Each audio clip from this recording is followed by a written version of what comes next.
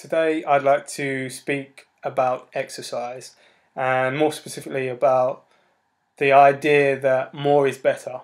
More training, more often, more intensely is only going to lead to better results, quicker weight loss, etc. etc. This is one of my favourite topics of discussion because this is a concept that's misunderstood largely and one that's easily corrected as well. So this is why I really do like to discuss this. It's something I see all the time, so I know it's prominent in people's actions. It's also discussions that I have quite often with new clients and people who I struck up a conversation with, and they find out what I do, etc., etc. I see and hear people say that they're working out X amount of hours a day, however many times a week, and their body's not responding, they're not losing weight, the shape isn't changing, and I can kind of understand why. Usually their answer is to do more. So in my opinion, they're doing too much anyway, but the answer to that is when they don't see the results is to do more. So what happens? Something called overtraining starts taking place, and overtraining to me can be defined in several key factors, such as exercise duration. How long are you training? It's not uncommon that I hear and see people going to the gym, or a combination of gym and sports and running outside or whatever, spending 1, 2, 3 hours at a time, or sometimes split up in 2 sessions. So they'll go for the morning and come back in the afternoon.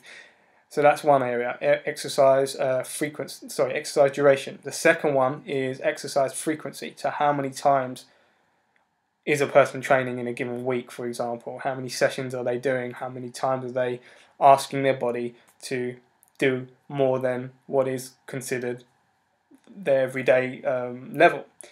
And then the final area is exercise intensity. So you've got the duration and the frequency, but also how hard the person is working in any given session in the gym or out in the streets running or whatever. With that exercise intensity comes the balancing of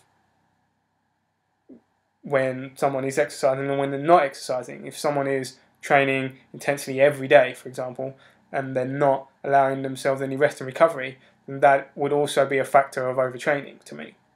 So essentially they're the areas that can lead to overtraining. Usually a person will have at least one of those areas in play when they say to me, I'm working out and my body's not responding to what I'm doing, I'm not losing any weight. It's usually at least one of those things that's holding them back. And typically it's a combination of all three, because it's usually, as I said, the idea that they've subscribe to, where they believe that more is better. So naturally they want to work out for longer, they want to work out more often, and they want to work as hard as they can.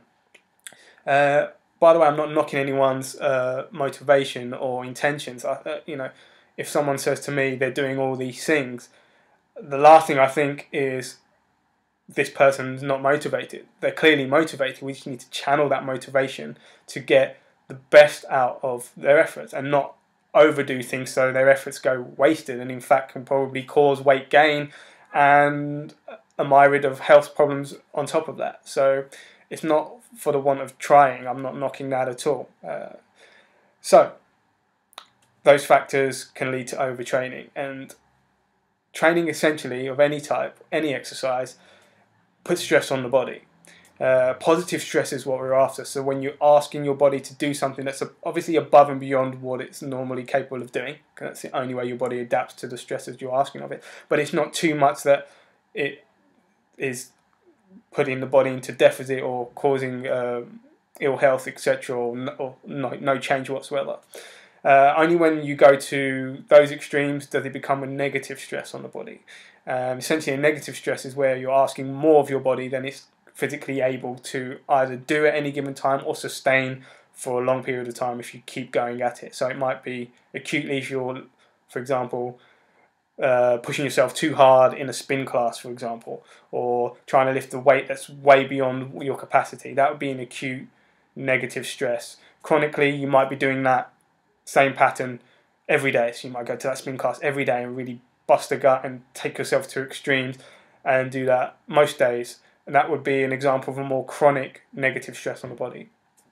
Whether it's acute or chronic, whether it's acute or a chronic stress even, neither of those are optimal. And they will cause the body to have to give up more than it's capable of sustaining. Now, let me make it clear, I have said this in previous videos, and it's something I always try and get across to people, is that losing weight requires energy. It is a job for the body. It's not something that the body's going to be forced to do. It requires vitality and energy. So now let me tell you this, if you're spending all your resources and then some, so you're leaving your body in deficit, with the exercise you're doing, you're literally grinding yourself into the ground, what is left for your body to be able to use to lose the weight that you're trying to lose? There's nothing left. You're literally spending all your energy. So your body, the last thing it's physically capable of doing, let alone wanting to do, is shed the body fat that you might be looking to lose, because it's a source of energy to the body that, if you're pushing it to extremes, is going to need to survive. It's not going to get rid of that. So that's where the misunderstanding comes. Maybe you can identify with those areas of overtraining that I've listed. But here are some signs of overtraining. So they're factors that I've spoken about that could lead to overtraining. These are the signs and symptoms of overtraining, or at least a few of them. What I see quite often is that people will go to the gym and give it their all, and they're committed and focused. They come every day, work really hard, do too much, stay too long, and after a month I don't see them again. Or I don't see them for a while, and I'm thinking, what's happened here? I can kind of second guess, but I'm never sure. And then sure enough, they come back after 3 weeks or months or even longer. And it's not necessarily that I talk to these people directly. Sometimes I do, but sometimes I just hear in conversation that they either picked up an injury or they just were exhausted. They felt like they need to rest. And these are classic signs of overtraining. So frequent injuries, whether it's niggling injuries or, to a greater extent than that, a big major injury. Burnout, you feel tired and sluggish and you just feel like you can't go on anymore. One of the key ones I've already mentioned is the body not adapting to the stressor it's been put under. So if you're in the gym, for example, going back to the weight training or the weightlifting one, and you're lifting a given weight for a given exercise, let's say squat, for example, and you're not able to improve on your performance steadily over time, that would be a clear sign that your body's been put under too much stress, negative stress, that it's not able to respond. It doesn't have the resources to respond and adapt to the stimulus or the load that you're putting it under. Other things, other areas or signs of overtraining are poor sleep quality, not being able to sleep, mental fatigue, joint pains, muscle soreness that doesn't go. It just lingers day in, day out. So your inability to recover from the exercise or the sport that you've been doing. What else? They're the main ones. There are more, but they're the main ones. So if you can identify firstly with any of the types of overtraining that I've spoken about, so exercise frequency, intensity, duration, then you obviously can begin to appreciate how that might be hindering you. Secondly to that, the signs and symptoms of overtraining, if you can then relate to any of those that's going on for you, if it's more than one. If it's more than one, then that would be a clear sign to me that you are doing too much, and that will be hindering if you're not getting the results you're looking for, if the body shape isn't changing, the weight isn't dropping off to any extent, that you are doing too much. And I find it quite liberating to tell people, you know what, you're actually doing too much in the gym, because as I said, too often people are saying, oh, you've got to do more, you've got to really bust a gut to get to where you want to be. And somewhere in people's thinking, especially those who are in the position where they've got a lot of weight to lose, so their vitality and health isn't really up to doing these strenuous exercises that quickly and that soon, they know somewhere within inside them that it's the last thing that they really want to be doing or physically are capable of doing, but they do it because they, with all good purposes and intentions, they believe that that's what's meant to be done. So when I tell people in that position that, you know what, you're doing too much, why are you spending 2 hours in the gym at a time, or why are you training every single day with no rest? or why are you lifting this much weight or running for that long? Just take all that out.